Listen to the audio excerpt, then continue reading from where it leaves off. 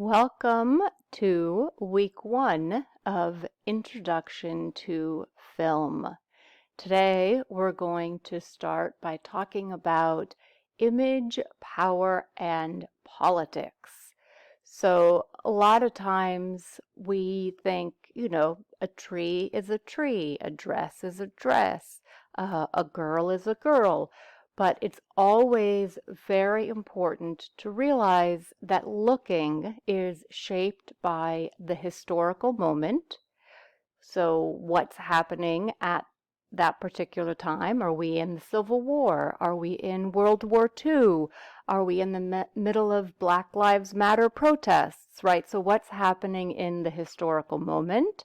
We also want to think about the social meaning. So what is the social meaning of whatever it is we're looking at? We also want to consider the cultural context. So what is it that we're looking at? What is the cultural context of the girl, the tree, the television set? What is the intent of the creator? So the person who created the image that we're looking at, the movie that we're watching, what was their intention? Did they want to scare us? Did they want to make us laugh? And what are the power relationships inherent in whatever it is that we're looking at? And we forget sometimes just how much power relationships are tied up in looking. So even the act of choosing to look or not to look is an act of power.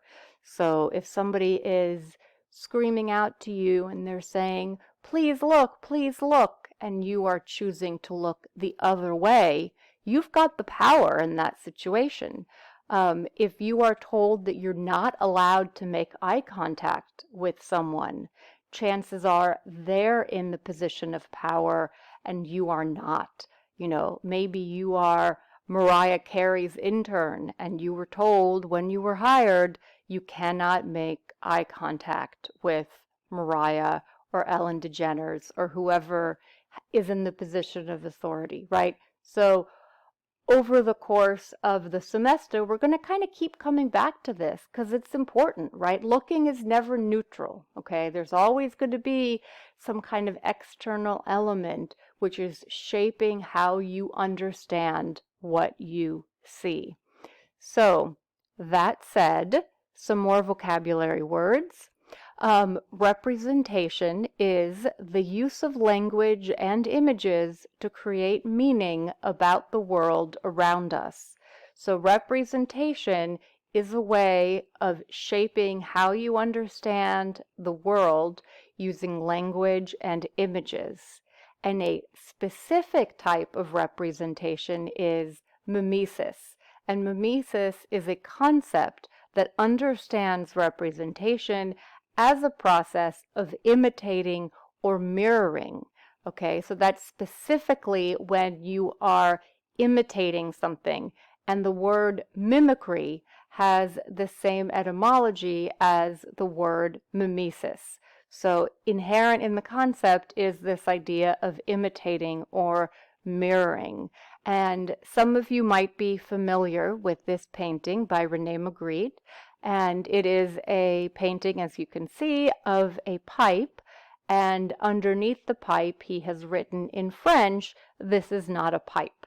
And so he's poking fun at this idea that just because you draw something that looks like something doesn't mean that it's an actual thing, right? If you draw a picture of a tree, you don't have an actual tree. You have a drawing of a tree, okay? So that is the difference between mimesis and representation.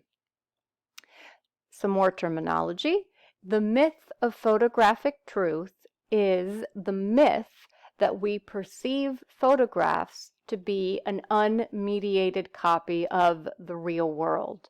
However, photographs are not unmediated, right?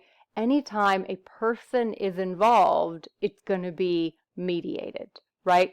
So if you think about it, if everyone in this class was told to take a picture of a tree, we'd still have 25 different pictures of trees, or however many students are currently enrolled.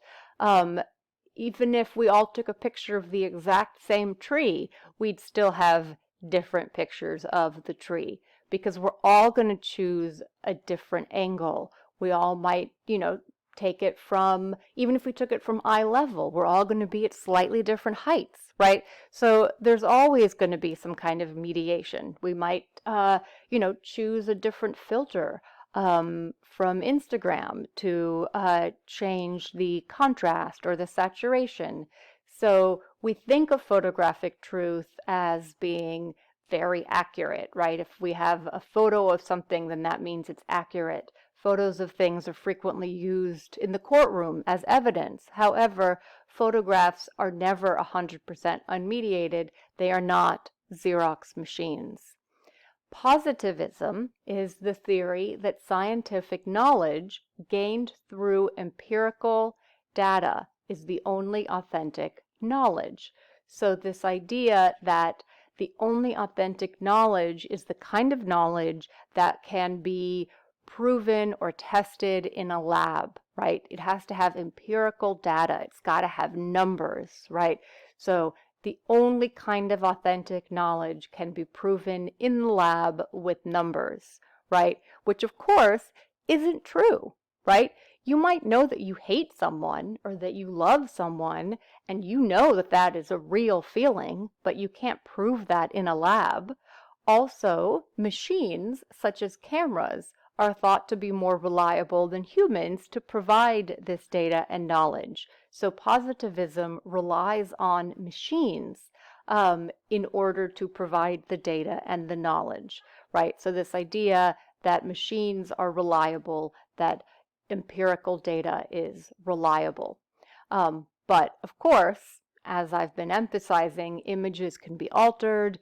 Images reflect only one instant in a situation, right? You can take a picture out of context. You could have somebody laughing, and if you shoot them in the right way, it looks like they're screaming. If you shoot somebody in the right way, it looks like they're crying, right? And can be taken out of social and historical context. Along the same lines, Roland Barthes wrote that photographic truth is a myth, not because photographs aren't true, but because truth is always culturally inflicted. It's not something that can be independently verified, right? So the idea of what we think is true is external. It comes from cultural sources, right? So this idea, for instance, that women make better parents than men, right? That women should stay home and raise children because women are naturally good at it, right? That's not something that's independently verified in a lab. It's just this notion that we have inherent in our culture that women make better parents than men. So Roland Barthes gave us a system for interpreting these levels of meaning. So one is the denotative meaning, and the other one is the connotative meaning.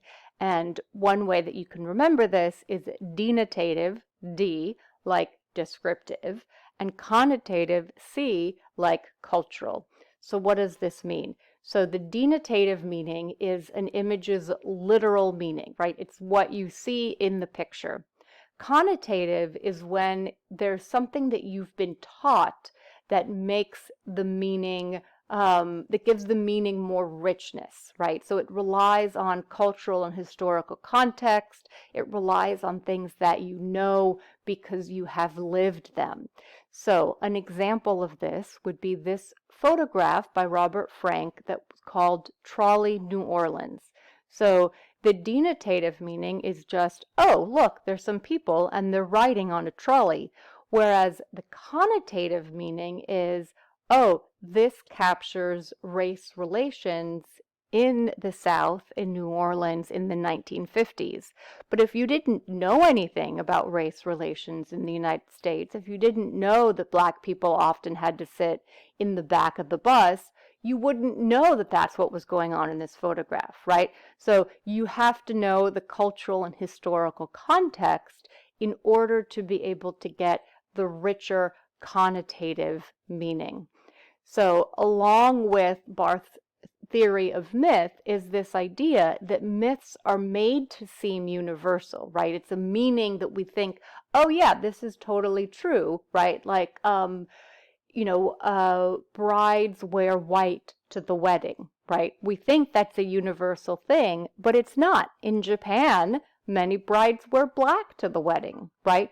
So meanings are made to seem universal, but in fact, they are specific only to certain groups. But it is through myth that the connotative meaning, the cultural meaning, is made to seem natural or denotative, right? So we've seen something so often, we've become so familiar with the cultural and the social, the historical context, that we think, oh yeah, everybody knows this, right? Everybody knows that a dove means peace, and that a bride wears white, and that you wear black to a funeral, right? But that's not natural, right? If you were an alien and you just showed up on Earth tomorrow, you wouldn't know any of those things, right? You know those things because you've been taught those things.